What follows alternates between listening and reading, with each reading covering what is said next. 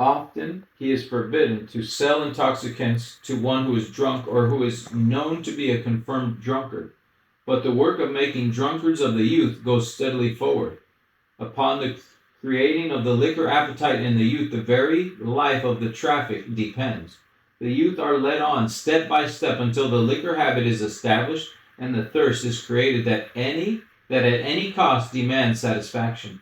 Less harmful would it be to grant liquor to the confirmed drunkard whose ruin, in most cases, is already determined, than to permit the flower of our youth to be lured to destruction through this terrible habit.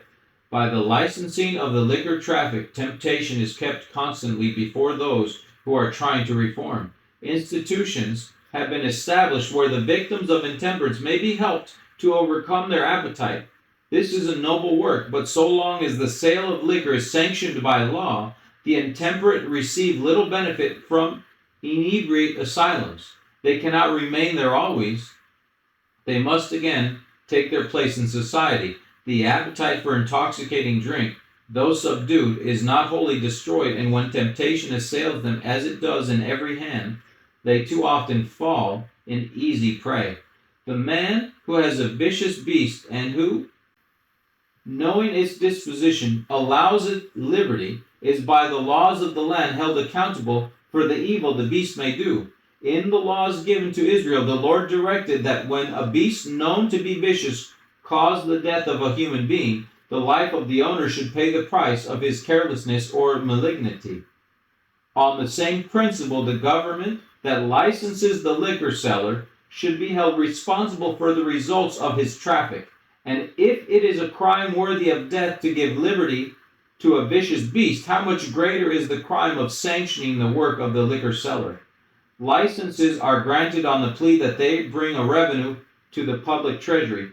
But what is this revenue when compared with the enormous expense incurred for the criminals, the insane, the paupers, that are the fruit of the liquor traffic? A man under the influence of liquor commits a crime. He is brought into court, and those who legalize the traffic are forced to deal with the result of their own work. They authorized the sale of a draft that would make a sane man mad, and now it is necessary for them to send the man to prison or to the gallows, while often his wife and the children are left destitute to become the charge of the community in which they live. Considering only the financial aspect of the question, what folly it is to tolerate such a business. But what revenue can compensate for the loss of human reason, for the defacing and deforming of the image of God in man, for the ruin of children, reduced to pauperism and degradation, to perpetuate in their children the evil tendencies of their drunken fathers? You can see cause to effect. If the very state sanctions to sell it and they legalize it, and then the person gets drunk, then the state is the evil hand, because now this person got drunk and they killed somebody, they did something that they weren't supposed to. And then the state now has to deal with them, put them in jail, put them in the death penalty, whatever. And then it's like, oh, why is this happening? And they're getting the youth. But the same logic can be used inside the church, because this is the wine of Babylon. It's what's happening inside the church. So if somebody says, and they're just talking about the money, which is what's happening today right now in the church, they're not talking about, well, wait a second. The cause of this financial issue that we have inside the remnant church right now is caused because specifically inside they're dealing drugs. They're dealing this alcohol, the wine of Babylon. And so if they're dealing the wine of Babylon, that means that they're, as the state or as the church, they're sanctioning it to the members.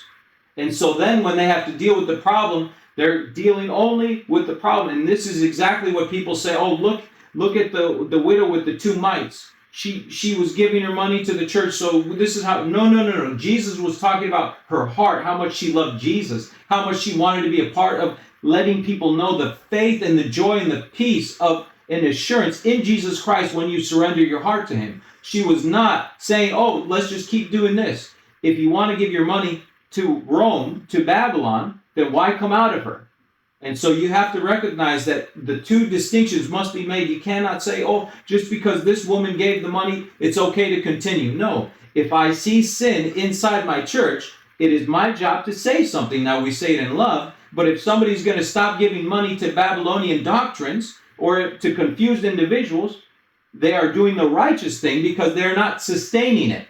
And that's in the eyes of God. That's specific to exactly what the Bible teaches.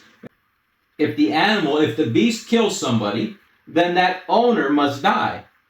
So we see cause to effect. I mean, if you vote for the person who brings in the Sunday law, guess what? You're liable. It's part of your sin, right? Because of your actions bringing it forth. And so we cannot separate, and everybody says, oh, SOP, SOP, SOP. Praise God, I believe in the spirit of prophecy. But this is the spirit of prophecy, and God says he will have no unclean thing in heaven. And so we have to regulate, or we have to see and be like, Lord, I don't want this in my heart. I don't want this, and I'm not going to sustain it. I'm not going to legalize it. And so we have to recognize. And that's all I say. I see all these arguments, and I just wanted to say that there's a lot of falsehood in these arguments. There's a lot of self-righteous falsehood in these arguments.